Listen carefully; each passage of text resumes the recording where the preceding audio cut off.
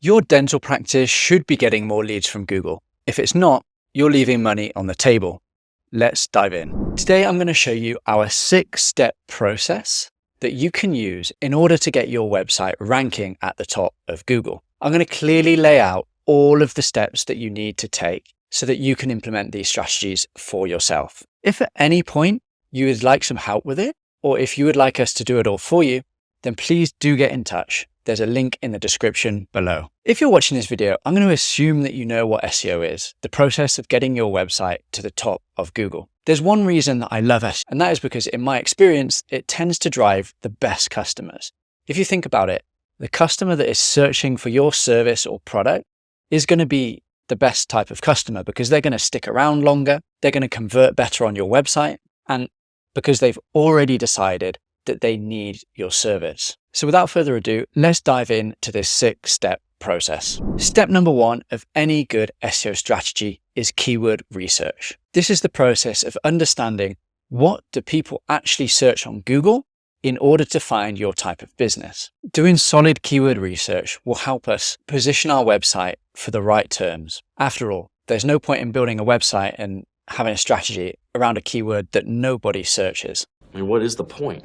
The easiest way to do keyword research is using a tool called Ahrefs. They have lots of data around what people are searching in Google. The way to go about it that I recommend is go to the Keywords Explorer, type in the term for your industry, and then click search. Then, once that's loaded, head over to matching terms. This will then give you a really large list of all of the keywords that contain your service or product. Go down here and select all of the keywords that match your service. Eventually, you'll have a big list of lots of keywords that are very relevant to you. So you want to put those in a spreadsheet, with one column being the keyword and another column being the search volume. And that will give you a good idea of all the different keyword options that you have that you can optimize your website. Now, save that and we'll come back to that a bit later in one of the other sections of the video. Step number 2 is competitor research. Wouldn't you love to know all of the numbers behind your competitors? Well, with SEO, you can actually do that. You see, there are certain tools that we can use, such as Ahrefs, that show us all of the SEO metrics that our competitors have, such as how much traffic they're getting, their backlinks, all of their strategy. So we can really use that to our advantage, and it will help inform our own strategy. The way that we can do our competitor research is we can go back to Ahrefs or another similar tool, and we can type in the URL of our competitor. I'm just going to pick a random business here just to demonstrate. So we go to Site Explorer, we type in the URL, and then that will give us all of the metrics of this business. So here we are, we can see all of the different metrics. Now, a lot of this might be confusing for you, but I'm going to run through it one by one. So first of all, we can look at the traffic that we're getting. So this business is getting about 30,000 organic visitors per month to their website. So if this was a top competitor of yours in the niche and, maybe they're number 1 for a lot of the terms that you're going after, then you'll know the type of opportunity that you have by implementing SEO. You can even work backwards to try and work out, okay, how much revenue are they getting from this SEO? So if they've got 30,000 traffic, you could assume a conversion rate, depending on the type of business, maybe somewhere between 2 to 15%. And then you can work backwards on how many of those leads convert and the average order value based on everything that you know from your business and your website. Now, what we want to look at next is we want to go to the organic keywords. Here we can see all of the keywords that they are ranking for, and we can use that to our advantage.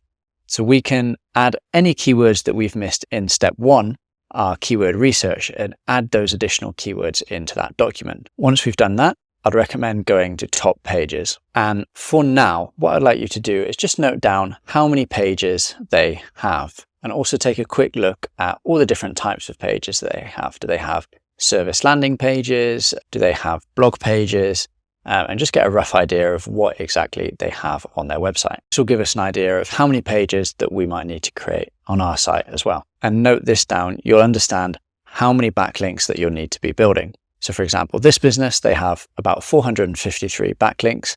Now, I know that seems like a lot, but not all of those backlinks will actually be good. And in the backlink section of this video, I'll go into exactly how we can audit that and understand how many backlinks we need to build to our website. But for now, we just want to understand how many referring domains do they have going to their website. Finally, the last thing that you want to do if you're running a local business is type in your main keyword and then go down and look at this section. This is what we call the map pack or the local search results.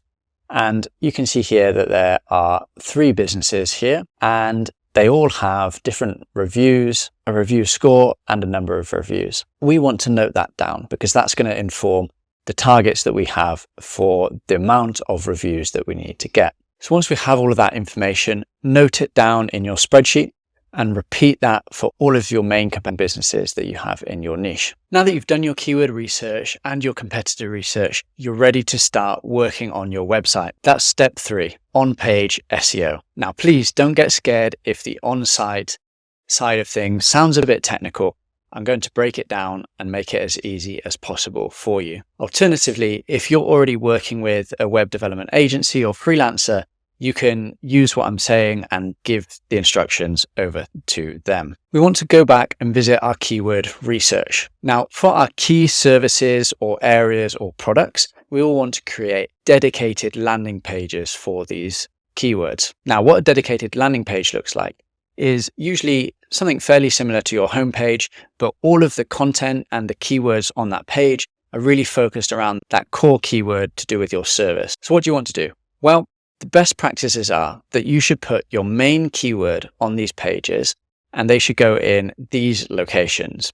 The first is it should be in the main title of your page. The second is it should be in the main heading of the page. Third, it should be within the first 100 words of the content on your page. It should also be in the URL. And then finally, you want to include it roughly 1 to 2 times every 200 words that you keep writing. However, there is a caveat there. You don't want to just force your keyword into the writing. You want to make it sound natural and only include it where it makes sense. Now, a lot of this can actually be simplified by using what we call correlation tools. So correlation tools look at the results for your keyword that are on page 1. They'll do a lot of calculating and magic in the background, and then they'll tell you exactly how many times that you should include your keyword, where you should include it, all of the other similar keywords that you should include within your writing. And then it gives you a score that you can use to evaluate your writing. So some of these tools are Search for SEO, and I like to use it just to make this process really easy. Finally, the last thing I'd like you to do on your on-page is include an FAQ section. So you can get FAQs by, number 1, thinking about what are the common things that your customers ask you when they inquire about this service. And then number 2, if you go to Google, search in your main keyword, then scroll down to the people always ask section. So you'll often see that there are extra questions that Google puts within the search results. Include those questions and the answers to those on your page. Now, we want to repeat this and create dedicated landing pages for all of the main services, areas, and products that we provide. And once that's done, we can move on to the next step. Step number 4 is essential if you want to get found as a local business. We're going to talk all about how to get found in the local map pack here. The first thing you want to do is sign up for your Google My Business profile. Very simple, just follow the online instructions and make sure that your profile is completely filled out. Don't skip anything. Make sure that you have your categories, opening hours, proper descriptions. Make sure that it is 100%. Then also go ahead and add some photos to your profile. Not only will this help with your ranking, but it'll also help customers see your business, understand it, and be more likely to call or click on your website. Once that's done, the next stage is to start getting reviews. In our competitor research, we found how many reviews that we'd want to be getting. So for example, if this was our business that we were trying to rank for, we would understand that we need to get somewhere between 60 and 160 reviews. Now that might seem a lot, but over time, you'll be able to reach those levels. There are 2 main strategies that I recommend when it comes to getting reviews. The first is to go back to all of your happy and loyal customers and send them a personalized message asking if they would be happy to leave you a review, and that it would be really helpful if they were able to do so. Most times, if you've done a good service and that your customers are happy, then they'll want to help you. The second is, for going forward, I always like to incentivize employees to get reviews. You can offer them a cash bonus, a gift card, or a special reward. You could even have a ranking table of all your employees on who's managed to get the most reviews from their customers. And this will just remind them that they need to keep asking their customers whenever they speak to them to leave a Google review on your profile. It helps to turn it into a bit of a game. It helps create the right incentives. And of course, they'll also want to give an even better service so that they can get the good reviews. And that's it. That's quite a simple process to get your business ranking up here in the top of the map pack. On to step number 5. If you've made it this far, you're doing a great job and you'll be rewarded for all of your efforts by Google. Step number 5 is creating blog content. So why is this important? Surely we've already created landing pages for our main keywords. Why would we need to go after blog and informational content? Well, informational content can be really useful. There are 2 main benefits. The first is it helps Google understand your website, what it's about, and your expertise on the subject. The second is it can also be used to attract customers. Let me explain. Not every customer is searching on Google for a solution. Often they're trying to find out more information about problems that they're having. From a marketing perspective, we say that they are higher up the buying funnel. So if we're able to get potential customers on our website before they realize they need the solution that we provide, we can either capture their details during that point, help them understand that they might need our solution, or if we're getting really clever, eventually we can start using things like meta ads to retarget them on Facebook and using our meta pixel. So how many articles should we be writing? What should we write about? Well, the first thing is we want to understand how many articles our competitors have written. So go back to your competitor research notes from step 2, look at how many pages they have and how many of those pages are informational blog articles. We'll want to write about the same amount, but let's try and go a little bit further and write even more, maybe say 10 to 20% more. In terms of what we should write about, well, we can write about exactly what our competitors have been writing about, but you can also revisit step 1 to understand what informational keywords there were in your niche. When you're doing this, remember, if you can, use a correlational tool like Surfer SEO, and if not, then just remember the best practices of a keyword in the title of your page, a keyword in the main heading, in the first 100 words, in the URL, and 1 to 2 times for every 200 words that you write. Now, it can seem very overwhelming if you have to write lots and lots of blog articles. What I'd recommend is breaking this down into a monthly target. So instead of having to write, say, 20 articles in month 1, what you can do is split that over 6 months and maybe write 3 to 4 articles per month. That'll help it be a lot more manageable. But if we do have the option, I always prefer to batch create all the content up front. That's because the sooner we get that on the website, the sooner that Google is going to discover those articles and going to start sending us traffic. Another option might be to work with a freelance writer or a content creation agency. Now, we've done a lot of foundational work here, but step number 6 is what is really going to drive the increase in rankings for our website. These are backlinks, and you can think about them as the fuel to our fire. Backlinks are links coming from other websites to our website, and there are many different types, and I'm going to explain exactly how many you need to build, what type, and how to do it. Now, there are many types of backlink, but I've tried to simplify it with something that I came up with called the link building pyramid. So you can see here my post on LinkedIn. If you look at the bottom, that is our starting point. That is something called foundational links. These are the type of links that any normal business should expect to have. They are links from our social profiles. So you want to go ahead and set up all of the different social profiles, Facebook, Instagram, LinkedIn, also some of the less known ones, maybe Reddit, Pinterest, and make sure that all the profiles have a link back to your website. The next is directories. So even if you don't have a physical location, it's worth getting directory listings, because this, again, is just another foundational link. They're very cheap, easy, and quick to build, so it's just worth doing. Once we've got those out the way, it starts to get a bit more fun. We go on to the next tier, which is relevancy. Here we build relevancy by getting posts on other people's websites that include a link back to ours. These are called guest posts. And in most cases, we'll have to pay the website owner to post that on their website with a link back to us. You can expect to pay anywhere between $100 and $400 per post on the quality of the link and the website that it's linking from. The good thing about this is that we can usually control the topic that we have. So we'll want to make sure that the topic of the post is really, really relevant to what we're providing as a business. The second strategy that we can use here is something called link insertions. This is where we go to an existing post on somebody's website and we try and get a link within that post. Again, we usually have to pay for them to insert that link. Finally, in the top tier, this is what I call the authority tier. And this is where things truly do get really exciting. These types of links are the best links from major media websites,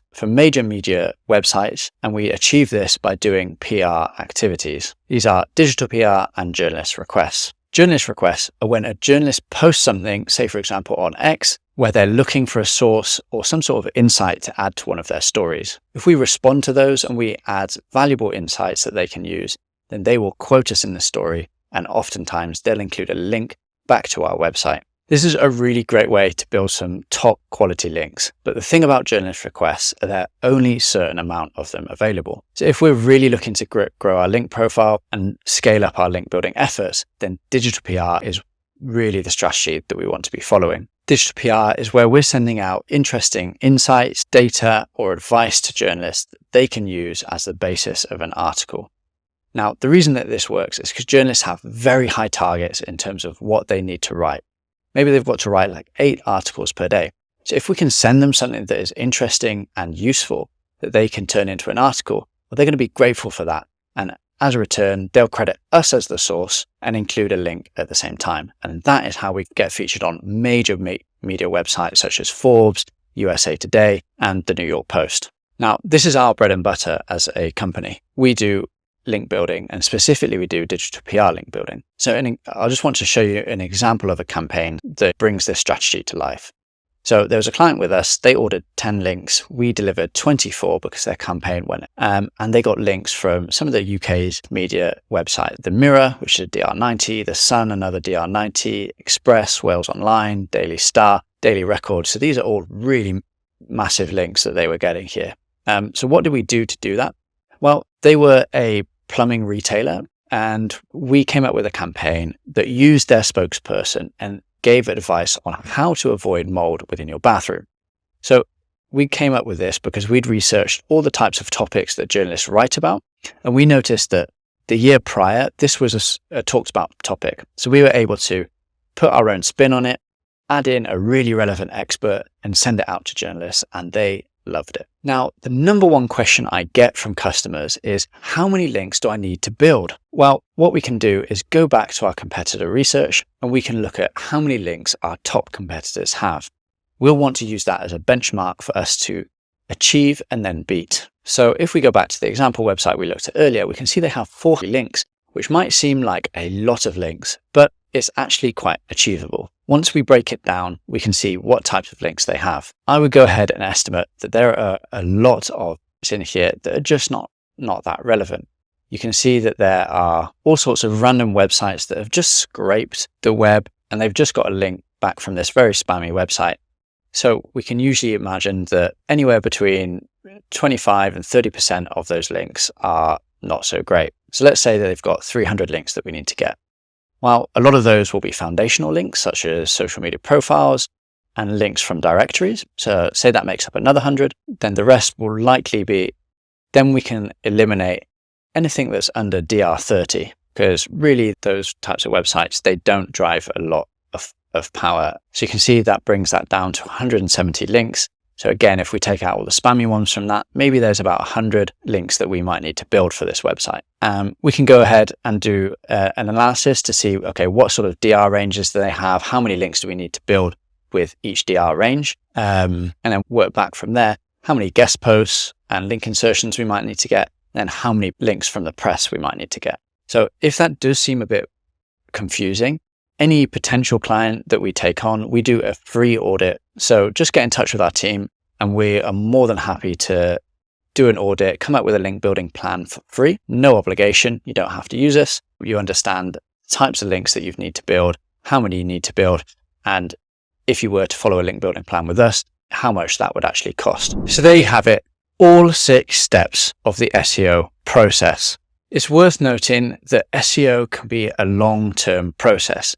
Don't expect to see results in the first few days. If you think about it, it's going to take a while to do all of that work that we've just gone through, to create the pages, build the backlinks. And then once we've created it, we actually need to wait for Google to crawl and discover all of that content and backlinks. And then after that, there's still going to be a delay for the rankings to take effect. So it's going to take several months of hard work and then several months of waiting to start seeing our results. But the wait, I promise you, is worth it, because if you can be consistent with your effort, you'll end up getting consistent results and consistent leads and sales coming through your website. One final parting bit of advice would be to come up with a plan of action.